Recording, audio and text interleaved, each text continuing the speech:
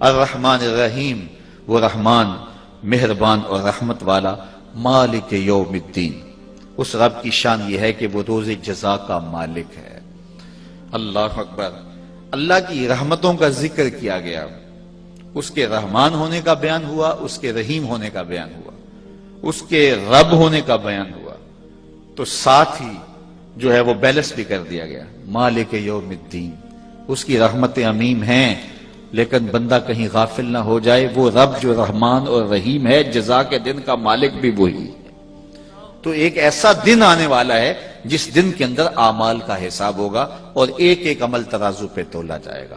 تو یہاں مالک یوم الدین کہہ کے روز جزا کا مالک بھی وہی رب ہے، یہ کہہ کر کے جو ہے وہ اللہ تعالیٰ جل شانہ نے جو ہے وہ اپنی حاکمیت کا اعلان کیا اور غافل انسان کو تنبیہ دی، تو ترغیب کے ساتھ ترہیب بھی آ گئی، اور یہ قرآن مجید کا اسلوب ہے۔ اور پورے قرآن مجید کے اندر آپ کو یہ منظر نامے ملیں گے، جہاں جنت کا ذکر پھیلا ہے تو جہنم پہ بھڑکتے شعلوں کا تذکرہ بھی آتا ہے، تو تاکہ جو ہے وہ بندہ ایمان، چونکہ ان دونوں چیزوں کے درمیان بین الخوف والرجا، خوف اور امید کی درمیانی کیفیت کے درمیان ایمان ہے۔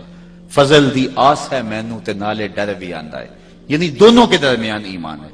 حضرت شیخ عبدالحق محدث دہلوی علیہ رحمہ حضرت عمر رضی اللہ تعالیٰ عنہ سے نقل کرتے ہیں، وہ فرماتے ہیں کہ میری امید کا عالم یہ ہے کہ مجھے اگر پتہ چلے کہ سارے لوگ جہنم میں جائیں گے، ایک شخص جنتی ہے، تو میں اللہ کی رحمتوں سے امید رکھتا ہوں کہ وہ ایک میں ہو جاؤں، اور مجھے اگر یہ خبر پہنچے کہ سارے جنت میں جائیں گے، ایک جہنمی ہے، تو مجھے ڈر لگتا ہے کہیں وہ ایک میں نہ ہو جاؤں۔ تو امید ہو تو اس لیول کی، اور جو ہے وہ خوف ہو تو اس کیفیت خوف میں مومن، تو ایمان خوف اور امید کی درمیانی کیفیت کے درمیان ہے۔ لیکن ایک اور بات آپ کو پتہ کی بتاؤں، اہل نظر کہتے ہیں کہ ساری زندگی بالخصوص جوانی میں خوف غالب ہونا چاہیے، اور جب بڑھاپا آ جائے تو امید غالب ہونی چاہیے۔ جب عمل کرنے کی سکت ہے اس وقت غلبہ خوف کا ہو، تاکہ سحری کے وقت اٹھ پہ مصلی پہ آ جائے، اور جب بڑھاپا ہو جائے اعضاء مدمحل ہو جائیں اور کچھ جو ہے وہ کرنے کی سکت باقی نہ رہے، پھر امید کا غلبہ آئے۔ اسی لیے جب کسی پر سکرات موت طاری ہو تو جو آداب ہیں اس کے سامنے بات کرنے کے ان میں سے ایک یہ ہے کہ اس کی نیکیاں اس کو یاد دلائی جائیں۔ جب کوئی بندہ انتہائی بڑھاپے میں چلا جائے یا بیماری کی حالت میں ہو کہ موت و حیات کے مراحل قریب آ گئے ہیں، تو پھر اس کی برائیاں اس کو یاد نہ دلائی جائیں، اس کی نیکیاں اس کو یاد دلائی جائیں۔ حضرت آپ نے مسجد بنوائی تھی، فلاں نے نیک اور صالح کام کیا تھا، تاکہ اس کو اپنے اللہ سے امید پیدا ہو جائے اور اس ظن کے اندر وہ اللہ کے حضور پیش ہو۔ تو ایمان خوف اور امید کی درمیانی کیفیت کا نام ہے۔ تو یہاں ذکر کیا گیا اس کی صفت رحمت کا اور صفت رحمان کا، تو ساتھ کہا گیا وہ جو رحیم اور رحمان ہے وہ جزا کے دن کا مالک بھی ہے، اس لیے کہیں غفلت کی زندگی نہ گزارنا۔ یہاں ایک اور بات آپ کی توجہ یہاں چاہوں گا، بلکہ اگر آپ کی توجہ ہو تو بہت بڑا مسئلہ حل کیا جا سکتا ہے۔ یہاں مالک یوم الدین، وہ جزا کے دن کا مالک ہے، اس سے مراد یوم قیامت ہے۔ مجھے بتائیے باقی دنوں کا مالک کون ہے؟ یقیناً اللہ ہے۔ ہفتے کے باقی ایام کا، مہینے کے باقی ایام کا، سال کے باقی ایام کا مالک کون ہے؟ یقیناً اللہ ہے۔ لیکن جب اس کا تعارف پیش کیا گیا تو روز جزا کے دن کی ملکیت کے حوالے سے پیش کیا گیا۔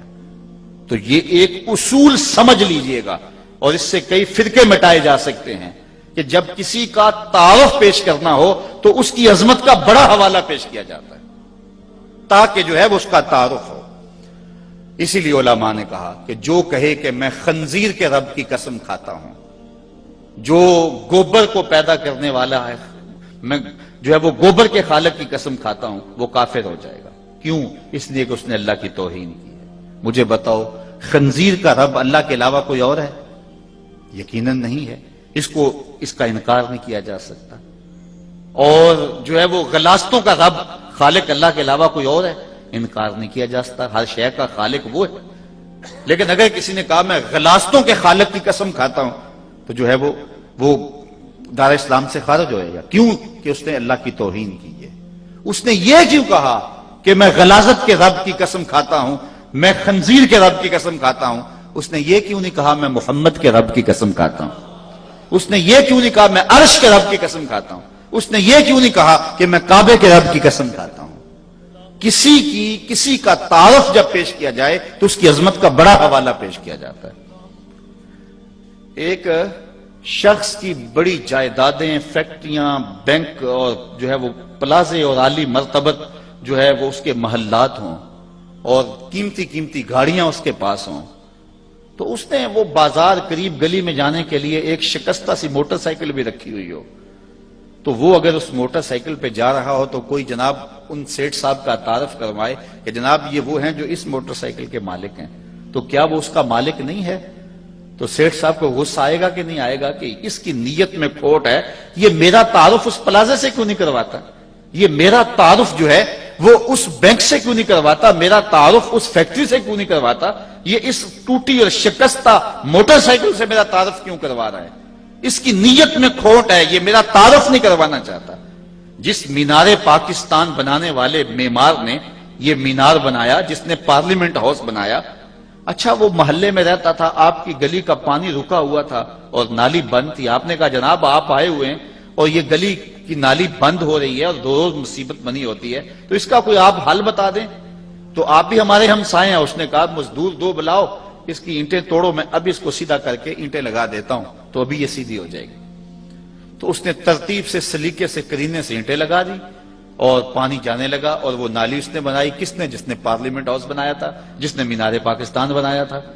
اب کسی مجلس میں، کسی فورم پہ آپ اس کا تعارف کریں، جناب یہ وہ صاحب ہیں جو کراچی کے فلاں علاقے کی گندیاں نالیاں بناتا ہے، تو مجھے بتاؤ اس نے وہ گندی نالی نہیں بنائی، لیکن بتاؤ کیا یہ اس کی توہین ہوگی، تذلیل ہوگی، یا اس کا تعارف ہوگا؟ تو جب کسی کا تعارف پیش کیا جاتا ہے اس کی عظمت کا بڑا حوالہ پیش کیا جاتا ہے۔ تو جس نے کہا میں خنزیر کے رب کی قسم کھاتا ہوں، گویا اس نے توہین کی ہے اللہ کی، وہ کافر ہو جائے گا۔ اس کو یہ کہنا چاہیے تھا میں محمد کے رب کی قسم کھاتا ہوں۔ بالکل اسی کو یوں سمجھ لے، اس بات میں کوئی شک نہیں کہ رسول اللہ بشر ہیں، لیکن جس نے حضور کا تعارف بشریت کے حوالے سے کروایا اس کی نیت کا کھوٹ سمجھ میں آتا ہے۔ اور میاں بشر تو گلیوں میں دھلتے پھرتے ہیں، حضور کا تعارف کروانا ہے تو امام الانبیاء کی حیثیت سے کروانا چاہیے تھا، حضور کا تعارف کروانا ہے تو ختم المرسلین کے حوالے سے کروانا چاہیے تھا۔ حضرت صاحبزادہ سید فیض الحسن شاہ رحمۃ اللہ تعالی علیہ کا یہاں ایک امام جملہ مجھے یاد آیا، وہ فرمایا کرتے تھے کہ تم نے حلیمہ کی بکریوں کے پیچھے پیچھے دیکھا ہے، سدرہ پر جبریل کے آگے آگے نہیں دیکھا۔ اور اقبال کہتا تو نے یوسف کو کنویں میں دیکھا تو کیا دیکھا، ارے ناداں جو مطلق تھا مقید کر دیا تو نے، تو ابھی تک کنویں میں دیکھ رہا ہے، وہ مصر کے تخت کا مالک بھی بنا ہوا ہے۔ تو کسی کا جب کوئی تعارف کروا رہا ہوتا ہے اس سے پتہ چل جاتا ہے اس کی نیت کہاں کھڑی ہے اور یہ کیا تعارف کروانا چاہ رہا ہے۔ تو اللہ کا جب تعارف کروایا گیا، باقی دنوں کا مالک بھی وہی تھا، لیکن مالک یوم الدین۔ تو بشریت کے حوالے سے تعارف جب حضور علیہ السلام کا کروایا جائے گا تو سمجھنے والے سمجھ جائیں گے یہ کہاں کھڑا ہے۔ میاں جب حضور علیہ السلام کا تعارف کروانا ہے تو شمس الضحیٰ کہہ کے کرواؤ، بدر الدجا کہہ کے کرواؤ، امام المرسلین کہہ کے کرواؤ۔ تو حضور کا تعارف جب ان حوالوں سے جو ہے وہ کروایا جائے گا تو رسول اللہ بھی خوش ہو جائیں گے اور خالق مصطفیٰ بھی خوش ہو جائے گا۔ مالک یوم الدین، وہ جزا کے دن کا مالک ہے، اس کی یہ شان ہے۔